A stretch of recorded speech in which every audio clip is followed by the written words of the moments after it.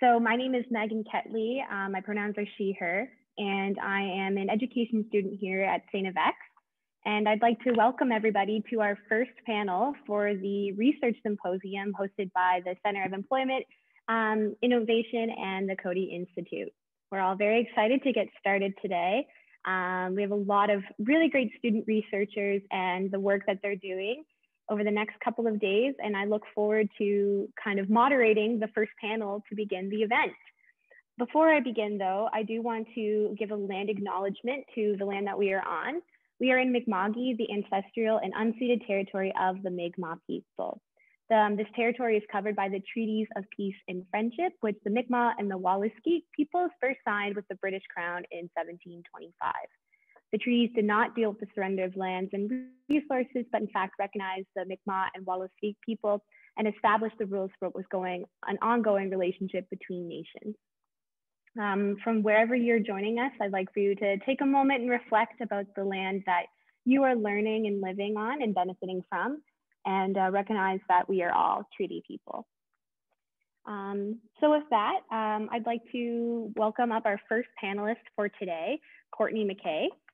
So Courtney is entering her final year here at CEI and with a BBA in Management and Leadership. Her main research interests include women in leadership, corporate social responsibility, and social justice movements. Her session today, Women, the Workforce, and Social Justice Advocacy, will focus on how leadership development and women's unique ability to increase corporate social responsibility efforts can benefit organizations. Courtney is also currently working on a research project investigating the relationship between extraction industries and missing and murdered Indigenous women and girls, which she will tie into her presentation today. So I'd like to welcome up Courtney. She's going to share her screen with us and kick off the event. Good afternoon, everybody. I am going to look to Megan to tell me if you guys can see my slides. All good. Perfect. So just a few of my own housekeeping things. I am going to be keeping my camera off while I'm sharing my screen, just because I do live in the country and sometimes Wi-Fi can be an issue. And I also have a little four-legged spectator in the office with me. So if you do happen to hear him barking, please just ignore him. He will eventually be quiet. But as Megan said, my name is Courtney McKay and my presentation is called Women, the Workforce, and Social Justice Advocacy. I want to start by thanking Megan for doing a wonderful land acknowledgement, and secondly, thanking each and every one of you for joining us today. I cannot express my gratitude enough to the CEI for this opportunity, and even more so to them for providing a platform for us to bring awareness to truly important topics. I wanted to do a brief introduction of myself and what my summer has looked like. So I am the Nova Scotia Works research intern for the CEI, which has provided me with the opportunity to work on some really interesting employment-related projects in the Nova Scotia workforce. Along with my position at the CEI, I was fortunate enough to receive a Schwartz Business School Research Internship Award for the summer, which has provided me with the funding to get a head start on the research for my honors thesis, which I will speak to more about towards the end of the presentation. And as summer is quickly coming to an end, I am headed back to CEI for my final year to complete my honors degree in Management and Leadership, graduating in 2022 with a Bachelor of Business Administration. So a quick agenda for our time together today. First, I'm going to discuss transformational leadership and how it specifically can aid in social justice advocacy. Then I'm going to move on to discuss corporate social responsibility and how women are uniquely capable of increasing it. Then finally, I'm going to connect these two topics to my honors thesis and how they have helped shape my project. Before we begin, I want to take a quick moment to acknowledge that most of my presentation is done in binary terms, such as male, female, man, or woman. I have identified a significant lack in the literature regarding non-binary individuals within the industry and their typical attributes. However, in the case of my thesis research, all interviews have been open to non-binary individuals with hopes of addressing the lack of literature available. When we think about leadership styles, there's often two main types of leaders, if you will, that someone can be: a transactional leader or a transformational leader. Often being a good leader is connected with being a transactional leader, which also happens to be more connected with being male. This is because when we think about a leader, we typically tie it to traditional male gender behaviors such as assertiveness, dominance, and confidence. However, when we look at an organization's responsibility to respond to social justice problems, we become increasingly aware of the importance of being a transformational leader, which is often connected to being a woman.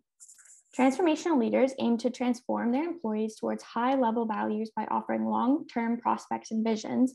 Leaders display supportive and appreciative behavior, which in turn motivates their employees to excel. Characteristics of transformational leaders tend to be attributes like caring, empathetic, communal concerns, and courtesy for others.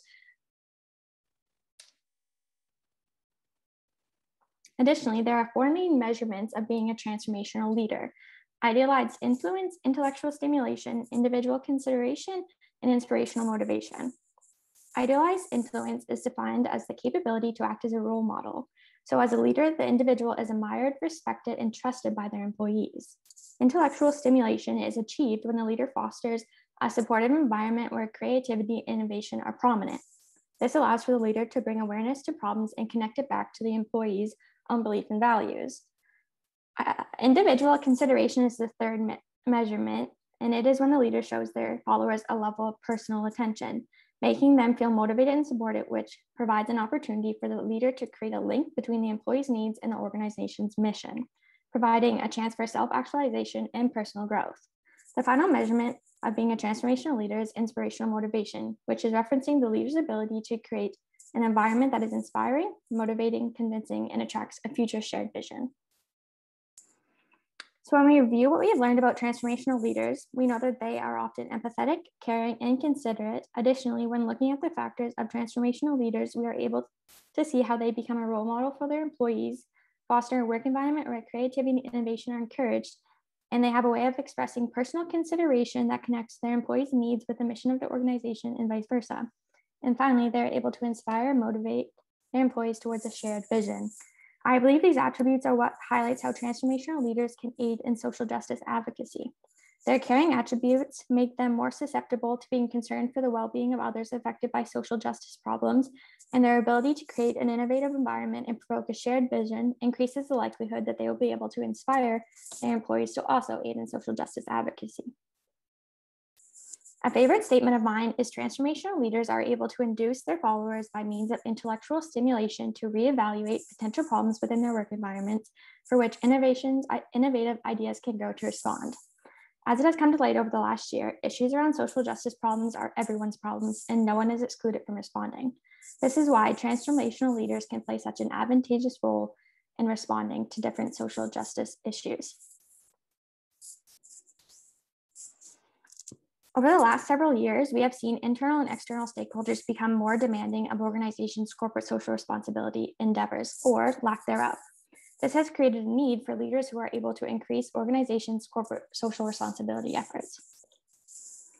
As you will see on the slide, corporate social responsibility is defined as the economic, legal, ethical, social, and environmental expectations society members have for businesses. The internal and external stakeholders that organizations must consider include, but are not limited to, their employees, consumers, community members, and the environment. Despite common belief, there are actually several benefits for the organization itself when they increase their corporate social responsibility efforts. First, there is the obvious benefit of helping those around and within your organization, as well as limiting or repairing harm done to the environment. Additionally, however, studies have shown a link to better financial performance, attracting higher levels of human capital. It improves organizations' relationship with their consumers, and it provides a step up on competitors that may not value it as much.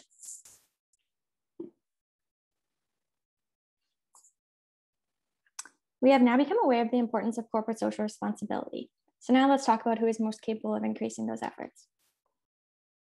Often in the workforce, typical gender characteristics of women tend to be seen as a negative. But when it comes to corporate social responsibilities, those characteristics give them a unique ability to increase the efforts of their organization. Studies have shown that women tend to have a stronger moral standard and ethical stance than men. Additionally, they have a more communal orientation, which includes a desire to be helpful, kind, sympathetic, and are more likely to show concern for all stakeholders involved. The presence of women in upper management positions or on the board of directors increases organizations' socially responsible behavior. Several studies have proven this, as there is a positive link between women in these positions and better relationships with key stakeholders, higher levels of accountability, more effective communication with those impacted by the organization's work, increased ethical behavior and decision, and a greater balance of focusing on economic, environmental, and social successes for the business.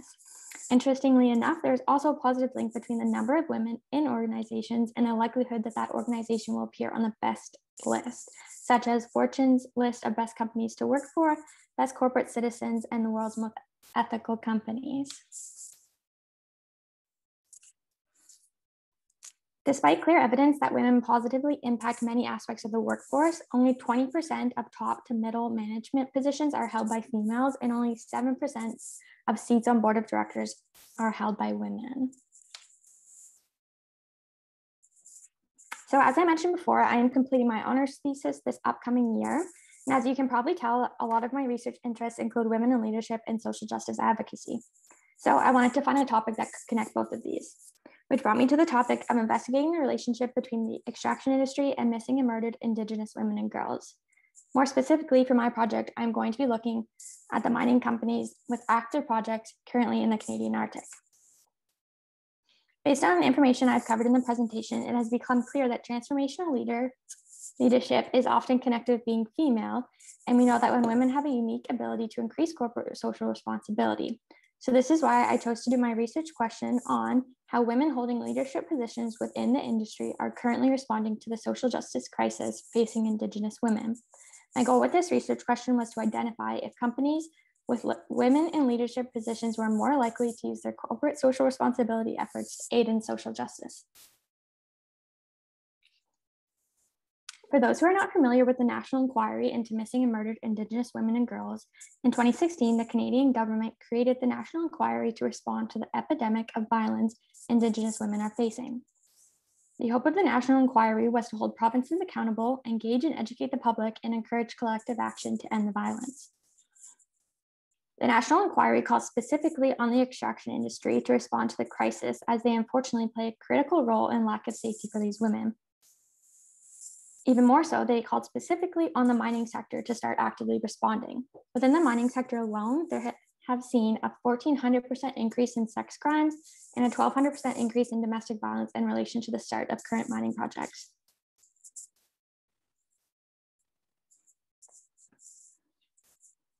All sectors of the extraction industry create what we call boom towns. A boom town is a community where extraction efforts monopolize employment, which causes a population growth that is mainly full of transient workers. The presence of boom towns can also lead to an increase in social ills. This includes increased rates of crime, drug and alcohol abuse, domestic violence, and more. This is often related back to the amount of fly-in, fly-out workers, also known as a shadow population. These transient workers have little to no connection to the community. They are hard to monitor and track. They have little respect for local community members and culture. And finally, because they're often away from everyone they know, they feel as though no one is monitoring their behavior, so they can do as they please. Additionally, these man camp environments accelerate the need to be manly, which increases toxic masculinity. The idea of being manly can be determined by wearing the pants in a relationship, for example, which can help explain the increase in domestic violence these towns often experience. Another attribute that is connected to being manly is the idea of blowing off steam. And due to the amount of disposable income earned by these workers, their blowing off steam behavior is usually associated with high intakes of drug and alcohol. Finally, one of the primary ways men show masculinity is through violence. The benefits of working in the extraction industry are extremely one-sided when it comes to gender. Men often receive high pay rates despite low education levels and criminal pasts. However, women face a number of issues within the field. They face such employment barriers as only being offered jobs within traditional female roles, such as housekeeping or the kitchen. And if they do manage to land a role outside of the traditional ones, they're often seen as token hires only, which leads to sexist discrimination. Studies have shown that even when women stick to taking the traditional gender roles, such as housekeeping, they face significant risk, as several housekeeping employees have been raped or sexually assaulted while carrying out the duties of their jobs.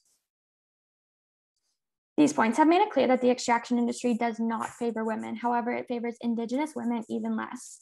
Canada is not immune to the human trafficking crisis, and the extraction industry is known for its contribution to violence and trafficking of Indigenous women and girls all over the country. Since most mining projects take place in rural areas, sex trade is often an outcome of such operations. Indigenous communities are often located in close geographical relation to these sites, which makes them the population with the greatest potential for the exploitation of local community women. According to an RCMP report, Indigenous women are 3 times more likely to be the victim of sexual assault, or trafficking than a non-Indigenous woman is. Indigenous women are the most overrepresented population in Canadian statistics for murdered and missing peoples. Now that I have given some context to the social justice issue related to my project, I will discuss the steps of my studies and some preliminary findings. I did not want my project to focus solely on the negative aspects of the industry, so I decided to use a methodology called appreciative inquiry, which allows us to focus on bettering tomorrow versus highlighting the negatives of yesterday. I decided to reach out to women in leadership positions within the industry and ask them how they are currently responding to the crisis, what they believe would aid their efforts in response, and other questions that are based on improving the resources they have access to address the issue. Some of my preliminary findings are what I expected, such as there's a significant lack of women in the industry, and more specifically, there's a lack of women in leadership positions, which has made it very difficult to find women to interview. There's a lack of knowledge and policies related to the national inquiry and the crisis that Indigenous women are facing. However, so far, I have also found that there is a willingness to be educated and a need for resources to do so. Throughout the early stages of my research, I have become aware of the ample amount of resources available to educate yourself on such topics, but they are often extremely large and dense documents which can impede people's willingness to read them. There's still a lot to be done with my project, so I figured I would list some of the next steps. As I mentioned, the number of resources available to the public is endless. However, even the most transformational leaders do not have time to sit and read through hundreds of pages of dense information. So I applied for a leadership grant through the McKay Center at St. FX that I was fortunate enough to receive for the upcoming school year. I will be using the grant to create accessible and accurate informational resources for organizations on social justice topics. My goal with this project is that I will be able to make the information available to them in a timely manner that will allow for more corporate social responsibility efforts in aiding to social justice issues. Additionally, over the next 2 months, I will be continuing with my interview efforts, hoping to speak to as many currently active projects as possible. I've reached out to just over 40 organizations. However, with the lack of women in the industry and the sensitivity of my topic, finding organizations to interview has posed some issues. After the interviews have been completed, we will be analyzing the data to have a better understanding of the actual current situation within the industry, and additionally, what needs to be done to respond better moving forward. I have put my email on the last slide because although my thesis is going to be directly related to the mining industry, the informational resources that I hope to produce through the McKay Center grant will be available to anyone in any organization that is interested in accessing the documents. So please feel free to reach out with any questions. As myself, I do not identify as an Indigenous woman, so it is important to me that I have all the resources produced through the grant approved by community members beforehand. So in addition to questions, if you yourself or if you happen to know someone who you believe would be interested in reviewing these toolkits before they are open to the public, please also feel free to reach out. Again, I want to express my sincerest appreciation for you taking the time to be here with us today, and also to the CEI for this wonderful opportunity. Thank you so much.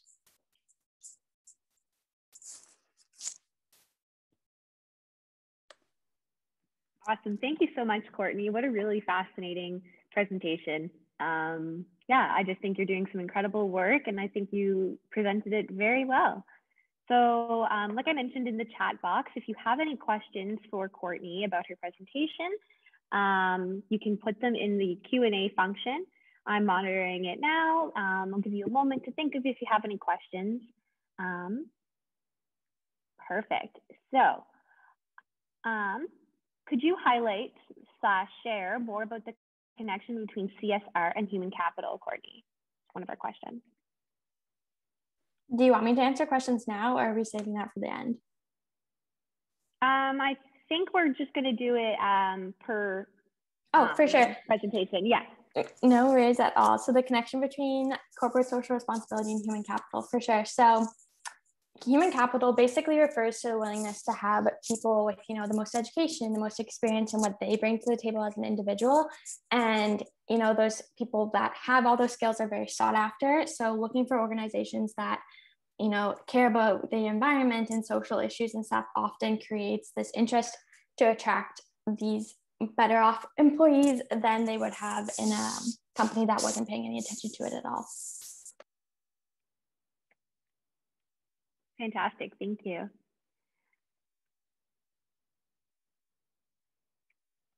So I have a question, Courtney. So I'm just curious, in what ways do you think that the introduction of CSR will increase the number of women in leadership roles? I think that as we kind of move forward as a workforce and corporate social responsibility is seen as a more like beneficial thing to an organization as a whole, there will be a lot of attention brought on to how women uniquely can increase it. So, you know, the more we value corporate social responsibility, the more we're going to value having women in those leadership positions. Awesome, thank you so much. A comment here from Elaine. Thanks, Courtney. I found it interesting that you are connecting CSR and transformational leadership. One of the key distinctions around transformative leadership in social justice work is to recognize the intrinsic value of equity in addition to the instrumentalist approach, benefits to business. Also, recommend some readings on feminist transitional leadership, which I will send you. Thank you so much. Do we have any more questions for Courtney? Comments as well, any is welcome.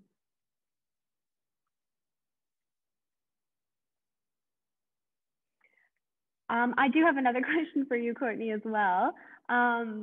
Yeah, I'm just really fascinated by the idea of corporate social responsibility. And I'm just wondering, at what level in the corporate level do you really think that that should be introduced? So like more on like middle management or like higher up in the corporate ladder? Like, I guess that's sort of what I'm asking here. For sure.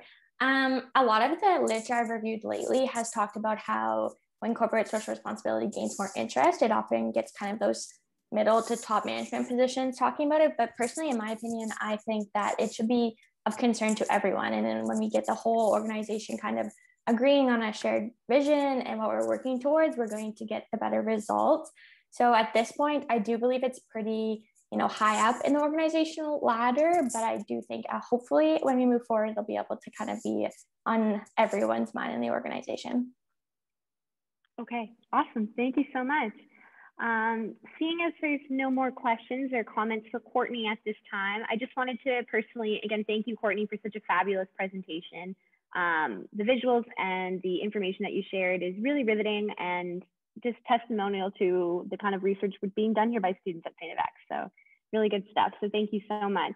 And after our next panelist, we will open up for more questions for them. But if you have anything for Courtney, again, there will be an opportunity. I did forget to mention at the beginning of this presentation that there's been a slight change to our schedule. So this panel was originally 3 panelists and it's now 2. So we will finish around 20 to 30 minutes earlier than was originally planned, but that shouldn't throw us off too much and it'll just give us more time for questions at the end. So with that being said, I'm also going to put a link to our website that has more information on each of our panelists' projects and about the panelists themselves. But without further ado, I'd like to welcome our next panelist, Jeneva Dennis. Jeneva Dennis is an Indigenous woman and an inspiring educator, and she'll be joining St. FX's Bachelor of Education program in the fall with the intention of furthering her education and working towards indigenizing our current curriculum, which I think is just fabulous.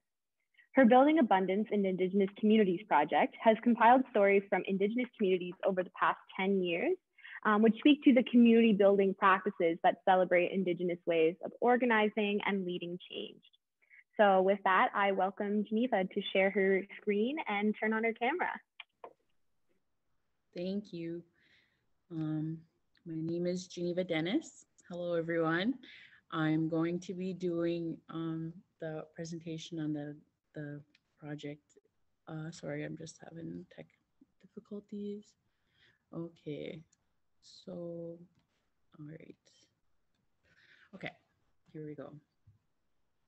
So this is a project, it's called Building Abundance in Indigenous Communities Stories Project. And I've been a part of working with the Coady Institute just the past 2 years. I work with the Women's Center, and this is our logo with Circle of Abundance. It's a really beautiful logo. I really love it. And I just got into the program this year with doing just the ethics and helping with compiling the stories, and it's been an awesome experience with being a part of this.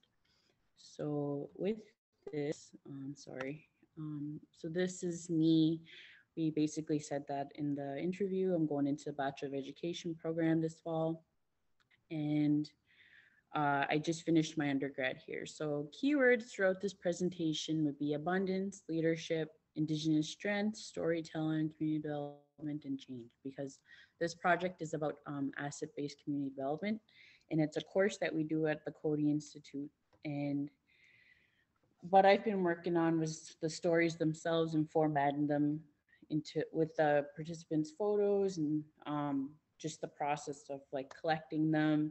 I've done the work with one of the teachers, Brian Peters, with distributing the consent forms and to the students that, like, there was participants from this fall, no, not this fall, this spring, where the course took place, and most of the stories come from this recent course we had, but we have the goal of 10 participants that we want in the stories. So the background information was basically that, yes, the stories have been collected over the 10 years with the community building practices that we celebrate our Indigenous ways of organizing and leading change from within our communities, as opposed to driven by outside institutions. So it was nice to hear these stories from an Indigenous perspective, as I'm a Mi'kmaq woman, and I really liked to hear the stories that were presented as I was going through them. And it's like the way that the stories were compiled, it's really interesting, as it was part of the BAIC, Build in Abundance Indigenous Communities. I'm going to call it BAIC, the BAIC stories, and the BAIC course was being done. We had this as the first assignment with this, that this these stories were made, sorry. And the stories allow us to learn from the past, and to acknowledge how to support community building projects from an Indigenous perspective. So when these are finished, they will be used for internal educational use with Coady facilitators.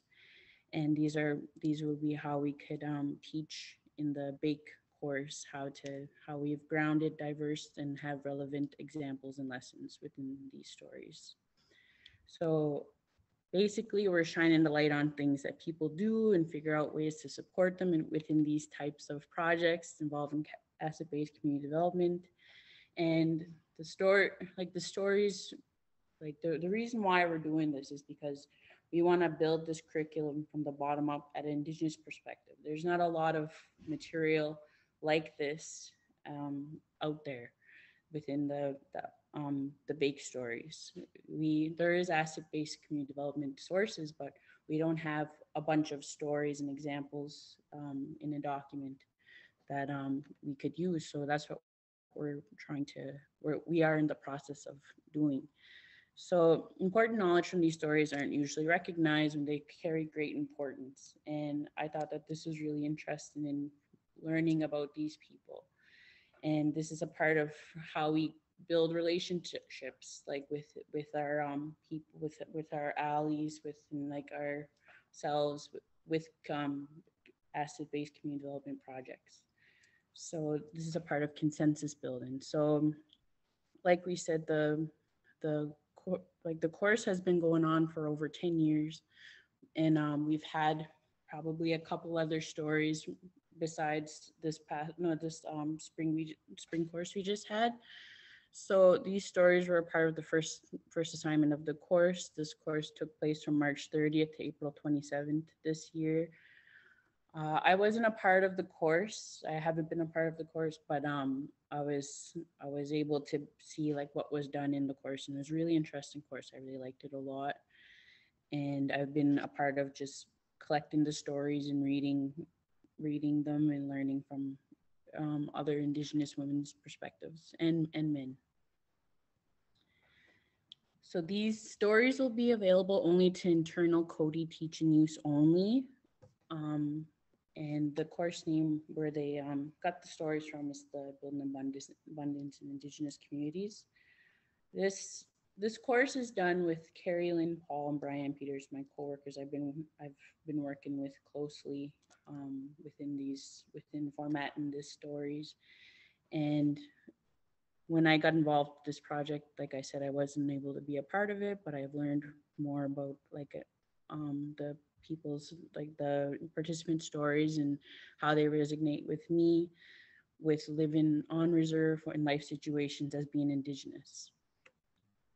So like I said, this is pretty much basically the gist of what I said with what the project is all about. And we're filling the gap of who's allowed to tell those stories, asking Indigenous peoples to share their stories. This is a part of having an educational piece with learning from these Indigenous participants' experiences within their lives. So this is a part of the role of leadership in storytelling. Consensus through storytelling, like we are decolonizing a way of making curriculum. We're building on their experience as an Indigenous point of view. And I like that within my work that I've done in the past couple of years with the Coady Institute is I'm learning more about my people, my culture, and learning from other Indigenous people's point of view as well. So just figuring out the common themes and ways we teach. There's leadership in the way that we learn more as hearing from other Indigenous people's stories, like the BAIC ones, and being able to connect with others' experience as being Indigenous, which is what I carried within this project, learning through intuition and with being in line of storytelling within leadership means. So this is a common themes that the facilitators kind of gathered throughout the courses. It's in the BAIC manual. It's every Indigenous person and community has gifts. Start with what you have. Start with spirit, relationships, and connections are at the center. Asking, listening, sharing our stories is key. Indigenous leaders involve others. Decision making affects future generation, which is I find very important within these projects. And the learning outcomes for this project is I wanted the audience to come away with the understanding of the following, with understanding that there's a great importance with building relationship projects, like especially within Indigenous perspective. As I was learning more about the course, I thought it was really interesting as to figuring out like not bigger institutions or government or functions or like bigger projects that usually have bigger funding, but local projects, communities, and people being involved with that are big helps. And I really liked within these stories that they were kind of built from the bottom up, like little short stories within the projects. So being inclusive, understand that there are positive impacts when projects like these are diverse and people are heard from their stories. Importance of utilizing supports that are local, like basically what I was just talking about, in creating asset-based community development projects. When we can visualize what people can contribute within their own positions of work, identity, strengths they have in themselves when things come together. So we remind people of past success with the aim of motivating them for future action. So from my own point of view, with making this the first assignment and learning from their own, what they have as a community development project, asset-based community development project, they learn these assets, like what makes a community development project work, and they basically learn from the bottom up. Like they had these ideas of a project, like their stories, and then they could build on that at the end of their course with what they already had as an assignment for their first one. So it was really nice just, to hear Indigenous stories from Indigenous peoples, and there's not a lot of material out there. So I like that this is a part of, doing the change and making more in the educational curriculum within Indigenous means. So this was a visual that I really liked a lot. It's a community gardening food sharing initiative story. It was from a lady, a participant that had a community garden and food sharing initiative that was basically made from like local means. Like it was only from the community. There was no bigger fundings or grants and such. It was just the community got together in making a garden, making a garden for their people, and they they ended up making like a food bank during the pandemic. So that was really nice to hear. Like as things got scarce, um, people started to donate their school, like their cleaning supplies, their food, to the community. And as it went on, they started they started gardening, I believe, in April of last year, and then they had things ready for to give away to the community, and they worked together. And I felt that I could relate as my reserve, like First Nation, had done something similar.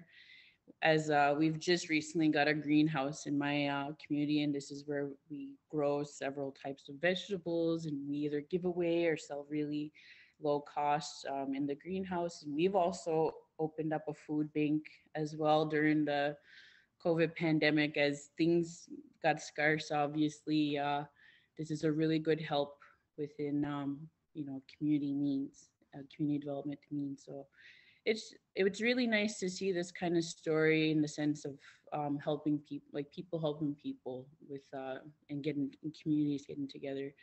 And these were both Mi'kmaq communities, so I thought that was really nice.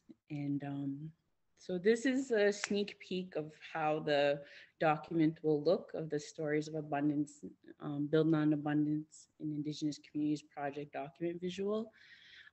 This project is still in the making. We're hoping to have it done within either the next month or by the end of the year. And we'll be this will be finished sooner than we know. And we just need to gather more things from our participants and the coworkers. But this is the project, and that's it. And yeah, that's the end of my presentation. Thank you. Thank you, Jeneva. That was fantastic. Sounds like you're doing some really important work, and I look forward to seeing you in the education program next year. I'm going into my second year. It's a really fantastic program, and we're going to be lucky to have you here. So I'll give everybody a chance, once again, if you'd like to add some questions in the Q&A. But I do see one here coming into the chat box. So this is from Marion. Would you like to see this kind of learning through storytelling inform school curricula across the board? And if so, how would you like to integrate this approach into decolonizing the education system? This is a really good question, because this is what I'm all about. This is what made me want to become an educator within my educational journey. I feel that this project opens doors to more Indigenous content coming out there. As I've done research, there's a lot of material out there, but I feel that we need more, and I feel that we need to indigenize the curriculum right now within our educational system. So I'd hope that with decolonizing the educational system, I could do the best I can as I become an educator, and opening the door of more course content out there for Indigenous peoples from a Mi'kmaq point of view, I guess I'd say. Yeah, awesome. That's really important, I think, too, as well, because as educators, we do a lot of that disrupting from within, before we can make those changes to curriculum and policy changes. Like, we as the educators ourselves have that in our position to make those changes and empower our students to see things those ways. So yeah, that's fantastic. Thank you. I also had a question on that note. So you kind of answered my first question that I had written down, was how do you see this improving our curriculum as we move forward? You did that in your presentation. Well done again. But I was wondering if you see any room for this in teacher education. So in Bachelor of Education, or even in professional development for educators, to teach them of these Indigenous stories and practices, so that way we can teach teachers to do better, almost, in teaching Indigenous curriculum. I feel that like, yes, this could be a part of like going into the Bachelor of Education curriculum. Like I seen this as as I become an educator, I'll be going into the Bachelor of Education, that this would be really interesting to use. Hopefully, um, if we open more doors to projects like this coming out within the educational system, I guess I think that this would be important as because we need to learn more from our Indigenous peoples, especially in times like today. And it's like I said in the presentation, is that we want to fill the gap of acknowledging and recognizing these people's stories and letting them be heard. So I'd hope that this initiative, this project would open more doors and be accessible to everyone, because I feel that more educators than just like with who I work with, it would be really interesting to hear these kind of projects out there. Mm-hmm. Awesome. Thank you very much. I'll give another moment for questions because we are ahead of schedule here. So if anyone has any other questions or even just comments for Jeneva in the chat or in the Q&A function, I'll be looking out for that.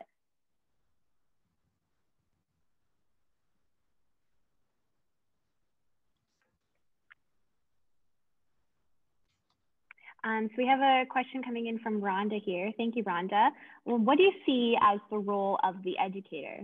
Is it acceptable for any educator to tell these stories, or should we be trying to bring members of the community into the classroom to fill this gap? I have watched many TED Talks from Indigenous contributors. Do you think these would be good for the classroom as well? I love that, because I've been mostly looking at when I've been doing my research of TED Talks, and I would always think like this would be so cool to see these people in person. Especially like, yes, it would be nice for an educator like me to present these projects, but it'd be like nice to see like other people's point of view and have them present these kind of stories, because I know that we learn from everyone. Everybody has their own gifts, like we've said in the BAIC stories, and it's nice to acknowledge if we were in person, that would be awesome. If I would definitely want people to come in and present themselves if we were able to, and I would the same time I'd be happy to present and talk about these topics as well. Awesome. Thank you so much for that answer. Yeah, no problem.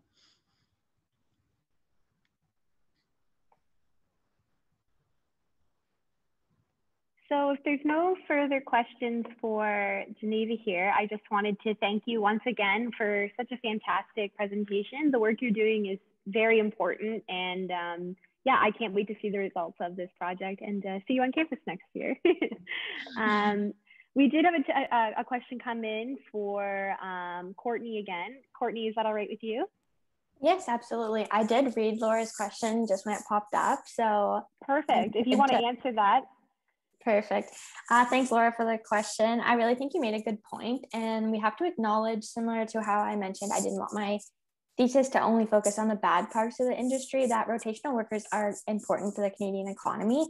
And I think that in order to kind of make that a more positive relationship of them going into communities, it's important for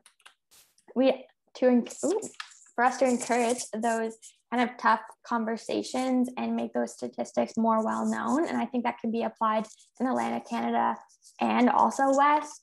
As I mentioned in my presentation, there is a number of resources available. However, it often can be kind of like an overwhelming kind of effort. So I think that if we could make those kind of more applicable and a little bit easier to understand, that would be good, because they're typically not academic people that are going into these communities and having those active roles. So I hope to make this kind of a step in the right direction with the McKenna Center grant, but really just education and those conversations, I think, will play a really pivotal role in making these communities have a better experience with transient workers. Awesome. Thank you, Courtney. And that was my mistake. I should have prefaced the question before passing it over to you, just for those of you who can't see what the question was. But Laura had asked, what do you think can be done within the employment services industry in Atlantic Canada to help with missing and murdered Indigenous women and girls inquiry in terms of perhaps getting more employment at home or better preparing workers for entering communities that aren't their own. So I believe Courtney answered that beautifully. And again, I just wanted to thank both of our presenters today for stepping up to the plate and doing this. You guys kicked off this event that we're all very excited for this week. Both of you had fantastic presentations and are doing some really important work, both within the Indigenous community and the greater community of Nova Scotia. So congratulations on all of your hard work. I will give another opportunity for any more questions and comments, just because, as I mentioned, we are very much ahead of schedule with the change in panelists. So if anyone has any comments or questions for either Jeneva or Courtney, please feel free to message them in the chat or put it into the Q&A function. I do encourage you two girls to have a look at the chat. There's some lovely comments about your presentation, speaking to all of the work you've done. So if there are no further questions, then I want to thank everybody for sharing your time today with us at the Center of Employment Innovation Conference this week. I think today kicked it off with some beautiful presentations, and tomorrow we have 2 more panelists speaking to youth engagement projects. Again, you can look at the link that I had put in the chat if you want to register for any more of our events this week. And without any further ado, thank you all again for coming, and thank you to our panelists. And I hope you have a lovely day wherever you're tuning in from.